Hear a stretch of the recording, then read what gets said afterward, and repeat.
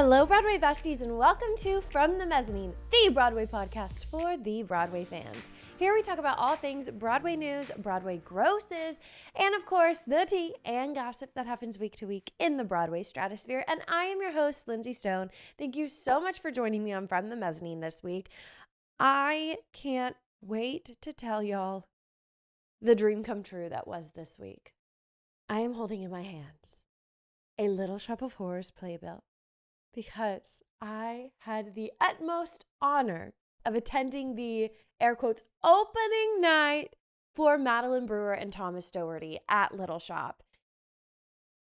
Pinch me. Like, it was so much fun. I've always wanted to be invited to one of those functions. And when the email came through, I was like, oh, yes. The after parties always look so cool and fun. And let me tell you, it exceeded my expectations in a lot of ways. But first, I want to tell you about the show, Little Shop.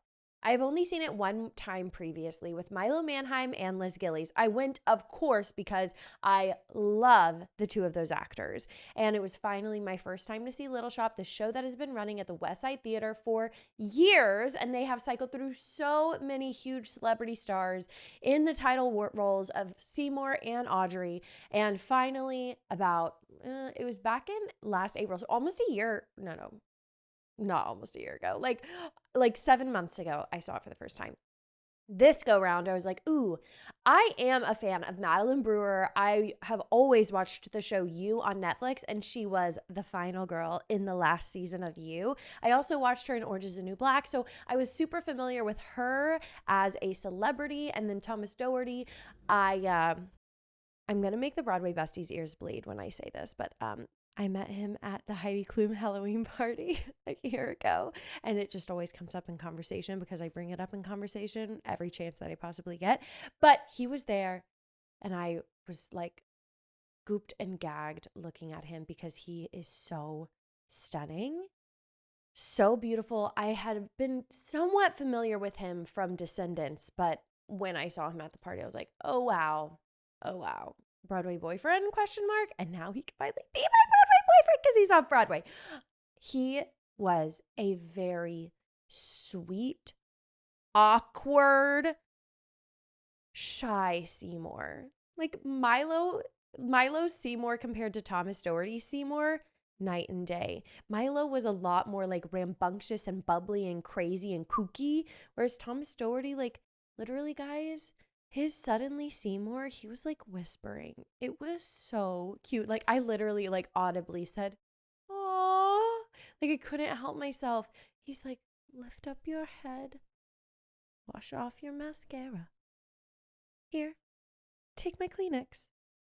Like, I have chills. I have chills thinking about it. He was so like shy and sheepish. And then at the end when he's like, suddenly Seymour, and he really lets it rip, it was like, what am I watching right now? I'm watching character development. That's what I'm seeing.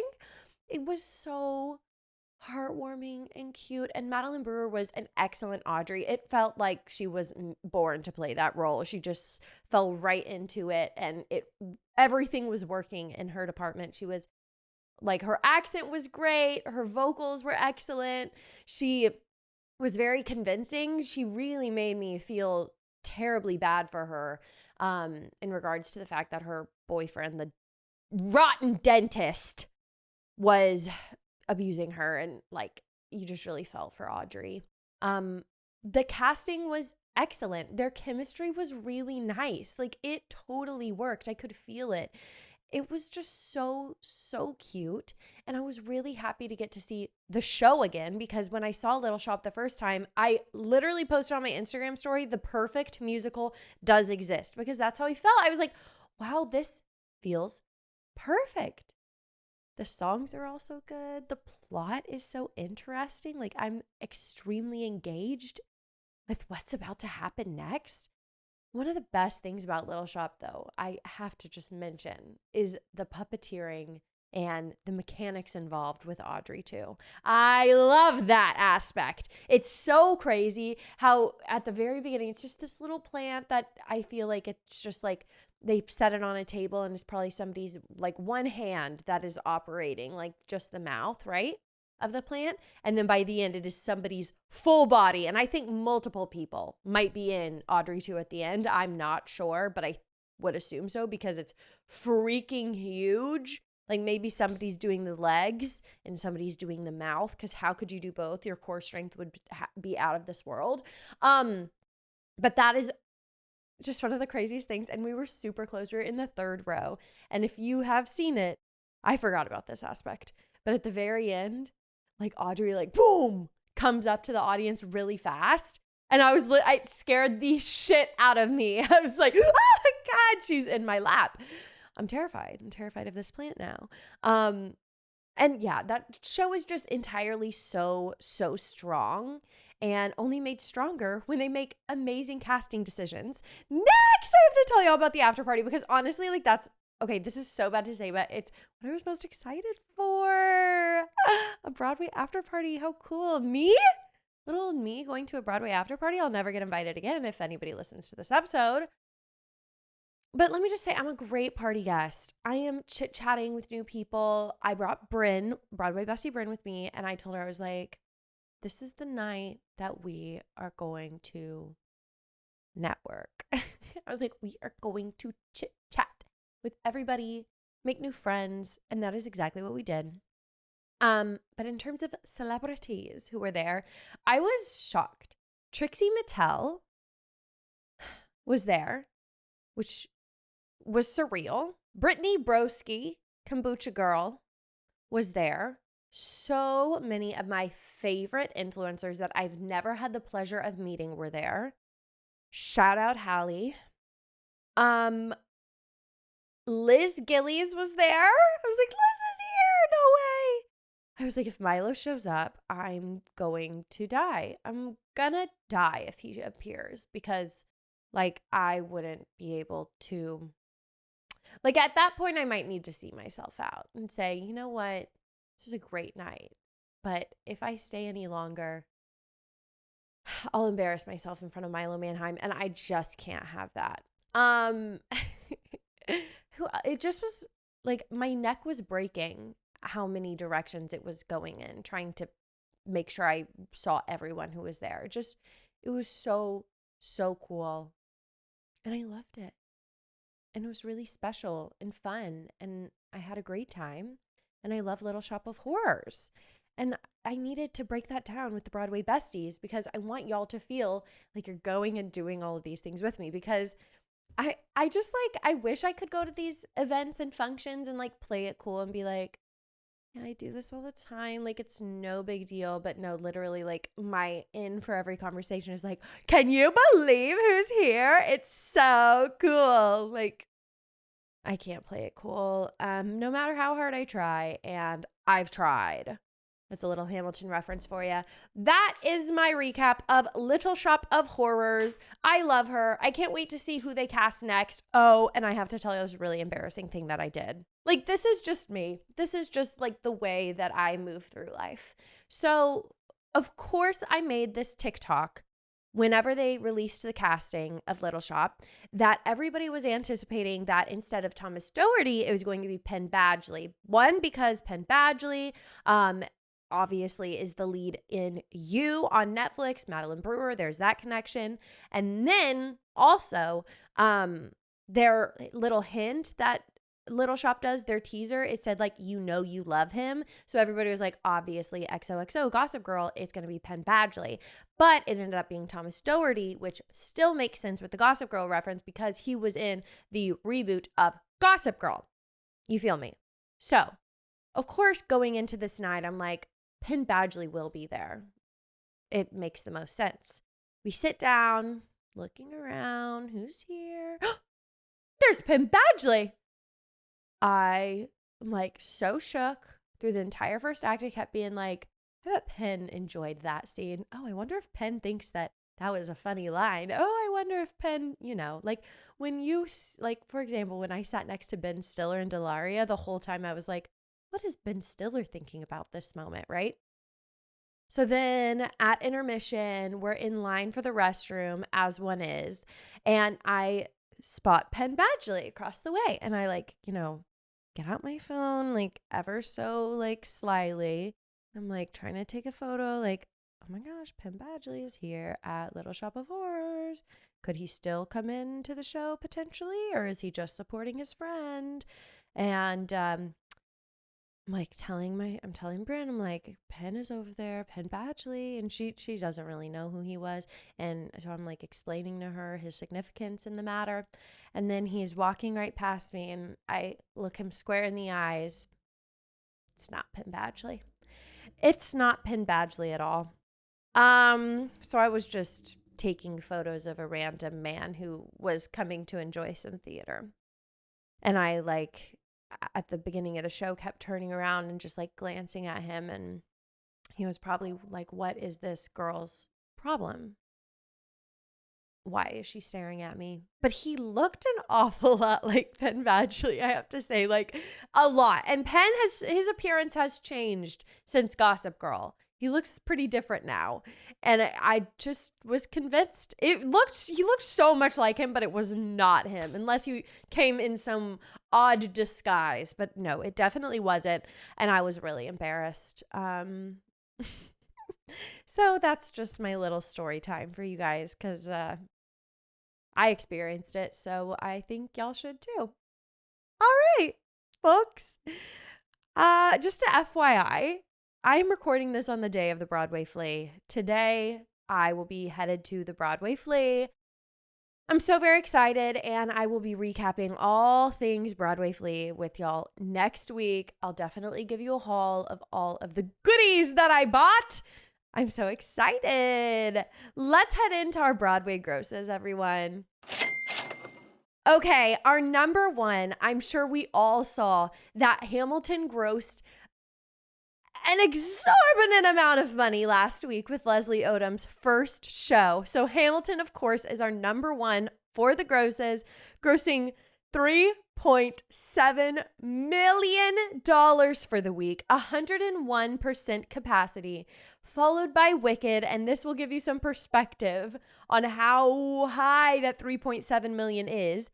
Wicked grossed just over 2 million, just a hair over 2 million, whereas Hamilton grossed over almost 2 million more than Wicked. That is crazy. The top ticket price for Hamilton last week was $1,200. Who? I want names. Who spent $1,200 seeing Leslie Odom Jr. in Hamilton? That is just crazy. Our number 3 is The Lion King, grossing $1.6 million, well under half of what Hamilton grossed. Mamma Mia is still number 4. Yay! At $1.5 million. Death Becomes Her is 5. Wow, at 1.3. Our newcomer Art, the play, grossed $1.3 million as well. They are our number 6. Just in Time is number 7. Maybe Happy Ending is 8. So here we have it. Since this is for the week ending September 14th, this is a first full week of Andrew Barth Feldman being in the role and us being able to see the results of that on the grosses. And they're still doing really well, staying in the top 10. That's awesome. Whenever Darren was leaving, they had bumped up to like 6 or so. But now that they are at 8, it's still doing so well. I'm kind of surprised. MJ is 9. And to round out our top 10, we have Oh Mary. Moulin Rouge is not far behind the top 10. Neither is Buena Vista Social Club. Hell's Kitchen is still doing really well. Great Gatsby had a better week last week, grossing almost $1 million, and their capacity was at 85%. That is much better than their previous week of a 58% capacity. I mean, why was that? Was somebody out? I don't know. But last week we did not look at our lowest grossing shows, so I think we have earned it and we can take a look this week. First off, Jeff Ross, Take a Banana for the Ride, is at the very bottom of the grosses. They grossed $209,000 and their capacity was 37%. Yeesh. Our lowest grossing musical. Wow.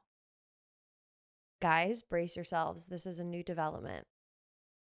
Our lowest grossing musical is no longer Cabaret. It is 6. They grossed just over $500,000 with an 81% capacity, our previous week, 6 grossed 54% capacity. Cabaret is the second to lowest grossing musical, and they had a 90% capacity, so much better, but they're still just so close to the bottom. 6 is the lowest grossing musical. That is just wild. It's always sobering to look at the bottom of the grosses because it's like, wow, people are struggling. Okay, we have some exciting Broadway news. Let's pick it back up. Let's pick this energy back up off the floor because, guys, I'm so excited. People always ask, if you could revive any show, what would it be? And I got one of my top shows this week. Dreamgirls. Because we are Dreamgirls, boy. The Dreamgirls will never leave you. Dreamgirls is going to be revived on Broadway in the fall of 2026. I cannot wait. I cannot wait to see who they cast in the role. Can it please be Keke Palmer? Keke needs to come back to Broadway. We miss you. Cinderella was so long ago. She would be amazing in Dreamgirls. We are Dreamgirls, boy. Also Cynthia Erivo, and who's the last one? Keke Palmer, Cynthia Erivo, and I thought it would come to me if I did a really big lead up. Jasmine Amy Rogers. She should be our third dream girl. Yes, please. I just casted it for you. I love doing that. And sometimes it comes true. I have probably like a 50-50 hit rate of my dream casts for Dreamgirls coming true.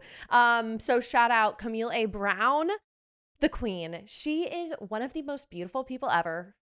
Sorry, I just have to say that she's so stunning on a carpet. When I see her on red carpets, my breath is taken away. She will be our director and choreographer for the Dreamgirls revival. So Camille A. Brown, I hope you hear this. That is my casting. We have Cynthia Erivo, Keke Palmer, and Jasmine Amy Rogers. Please make them our Dreamgirls. I love this show. Seriously, I've never seen it on a stage. I've only seen the movie with Beyonce and Jennifer Hudson, and I loved that movie. We would listen to the soundtrack all the time, and I can't wait. I cannot wait to see this on a stage, which is why I'm really excited for it, because I'm sure the stage version is quite different. This is going to be the first Dreamgirls revival that has new direction and choreography. The revivals previously all had Michael Bennett's staging, so this is going to feel new and feel different, which I love. I love that these shows get updated with like current times. Of course, it'll still be the same story and whatnot, but I'm eager to see how the show is different. Hopefully it's not too much of a departure from previous versions, which I doubt it will be. But if you're unfamiliar with Camille A. Brown, she worked on Gypsy. She also worked on Hell's Kitchen. She is an incredible choreographer. She has directed for Broadway before. That show that was on not too long ago, it was, what was it called? 4 Colored Girls who are contemplating suicide. It was a really, really long title, so I'm really sorry if that's not exactly it. But she did direct and choreograph that show. And she also, her playbill resume is quite long. She's choreographed a number of other shows in addition to Hell's Kitchen and Gypsy. So I think she is certainly the woman for the job for Dreamgirls revival. And we have had a couple of revivals. This was originally on Broadway in 1981. It returned to Broadway via national tour in 1987, so literally not that long ago. And then there was a West End revival. That is hard to say. Say that 5 times fast. West End revival, West End revival, West End revival, West End revival. That's really hard. There was one back in 2016. That one was done by Casey Nicola, and it was expected to come to Broadway, but it never did. So now is the time. And I'm not fronting by the fact that it isn't coming from like off Broadway or the West End. I feel confident in this production. I'm super excited. I'll feel even better when we have the cast. I think the cast is going to be extremely exciting. This is, like I said, coming in fall of 2026. So we do have an awful lot of time. We have a year until then. So I hope Cynthia, Revo, and Kiki, I hope y'all are free. Just want to put that out there now because this is going to be the role for you. Our next news story. This is fun. Moulin Rouge continues to get very creative with their castings. And their latest one, I'm into it. I'm excited. I'm super curious of how it's actually going to be. It is that Bob the drag queen is going to be our next Harold Zidler because he can. Bob the drag queen, I came into their world when I watched Traitors, and I loved Bob the drag queen and Traitors. Of course, they also won a season of RuPaul's Drag Race. I think it was like the next drag superstar is what Bob won. And I see Bob's clips all the time on TikTok from their podcast. They are hilarious. And I think they have the attitude of a great Harold Zidler. But I'm super curious if they can sing, because I'm not sure. But Harold Zidler doesn't have to have like a beautiful voice. You can sing a lot of it. But you do have to be like, you drive me crazy. Don't you want me? Oh, I butchered that lyric. Jeez, I need to get back in the Rouge. I can't believe I almost forgot that. Don't you want me, baby? Bow, bow, bow. Don't you want me? Oh, you drive me crazy. There it is. I was like compounding two lyrics. So he does need to be able to sing some. And I hope Bob can do that. But I believe in Bob because in a statement they said, quote, being on Broadway has always been a dream of mine. I moved to NYC almost 17 years ago to pursue it. Some roads take a while, quote. So cute. I love it so much. So Bob is going to be stepping into the role for a very short stint. It is an 8-week limited engagement starting January 27th through March 22nd. And then, of course, right now we have Wayne Brady in the role. I have heard wonderful things about him taking on the role of Harold Zidler. I think Wayne is doing an excellent job, but it's time to pass the baton over to Bob. And I'm here for it. I'm excited. I love a really creative out-of-the-box casting like this. And I also love that drag queens and RuPaul's Drag Race stars are coming to Broadway in droves because, one, obviously there's some of the most talented performers out there, these drag queens. We have Marsha in Cabaret. We have Jinx Monsoon in Oh Mary. And now Bob is joining the Great White Way.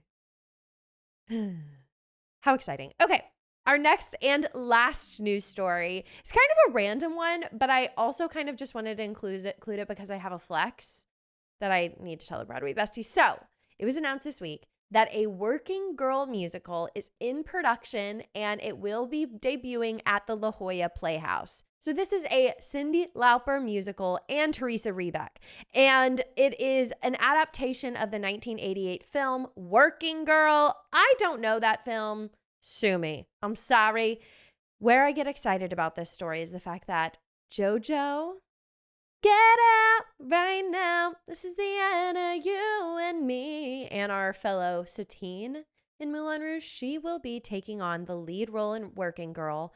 And she will be opposite my Broadway diva queen, Leslie Rodriguez Kritzer, who will be taking on the role of Tess's boss, Catherine. So JoJo will be Tess. Leslie will be Catherine. I need to familiarize myself with this movie because I really don't know it. You said you had a flex, Lindsay. What do you want to brag about now? What is it? That's one thing about theater kids. We always have to brag. So, I want you to think back in your memory. If you have been a Broadway bestie for a few months now, you might remember that I ran into Leslie Rodriguez Kritzer after I saw The Outsiders, I think the last time I saw it. And Bryn and I were just like filming TikToks in the Schubert Alley, as one does. And Leslie walks past us and we're like, hey girl. And she like comes over and takes photos with us and chats with us. And we were like, what do you have going on, Leslie? When are you coming back to Broadway? Because we love you. And she said, well, you have to keep this a secret, that I'm going to be in a Cyndi Lauper musical, Working Girl. And that was back in June. So now it's September and they're finally announcing it. I have kept my secret, Leslie. Have I proven myself? I hope that I have. So that's why I'm excited about this. But also, obviously, this seems to be like an off-Broadway tryout. I can see Working Girl being on Broadway, especially with this cast. JoJo was amazing in Moulin Rouge. Truly great.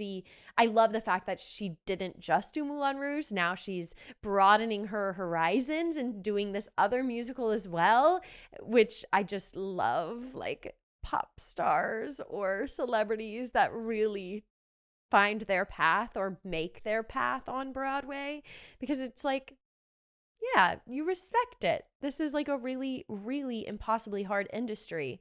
And the fact that you continue to work on Broadway, it's like, you're a real one. I really like that. Yeah, so I'm really excited about the show. It sounds like something that I would like. I do want to note, it is going to be directed by Tony winner Christopher Ashley, who was the director for Come From Away, and it's going to be choreographed by Sarah O'Glebby, and it's running at the La Jolla Playhouse, which is in California, guys. Unfortunately, like I cannot run out there and see it, from October 28th through November 30th. So in 1 month, will this transfer to Broadway? I think so. I think we have a Broadway director. We have 2 Broadway stars in it. I love that it's a leading female-forward musical. That makes me incredibly happy. We certainly don't have enough of those right now on Broadway. They were last season, but we need some more right now. And I'm really excited about this. And Leslie Rodriguez Kritzer, I kept your promise. I didn't tell the Broadway Besties what you had coming up. So, I'm excited for you. Like Leslie's going to watch From the Mezzanine. Ha! One can only dream, am I right?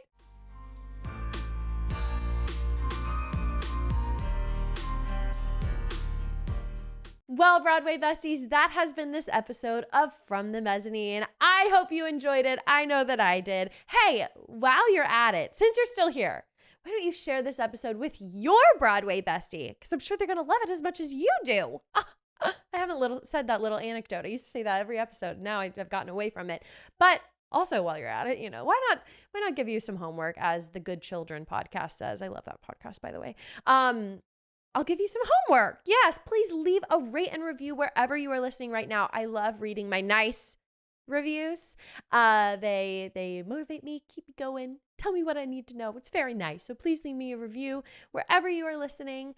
Be sure to follow me on Instagram and TikTok at From the Mezzanine Broadway. You can find all things From the Mezzanine at FromTheMezzanine.com. You can become my personal Broadway bestie by joining the Patreon for $5.99 a month. That's at patreon.com/FromTheMezzanine. You can also get exclusive access to all of the bonus videos. It's called Meet Me at the Stage Door. If you know, you know. You can get access to those on Spotify as well now. So it's a little bit more convenient if you don't want to join the whole Patreon. Well, guys, I had such a good time. It's time for me to go spend my life savings at the Broadway Flea. I'm like already anxious about how much money I potentially will spend. Last year, I didn't buy anything insanely crazy. I really just like going. Like, I just think it's fun to comb through all of the playbills, all of the props, everything. I think that's just so fun. You never know what you'll find, which is the best. And it all goes to a good cause. Broadway Cares, Equity Fights AIDS. So thanks, Broadway Besties, once again. And I will see you next Tuesday. Bye!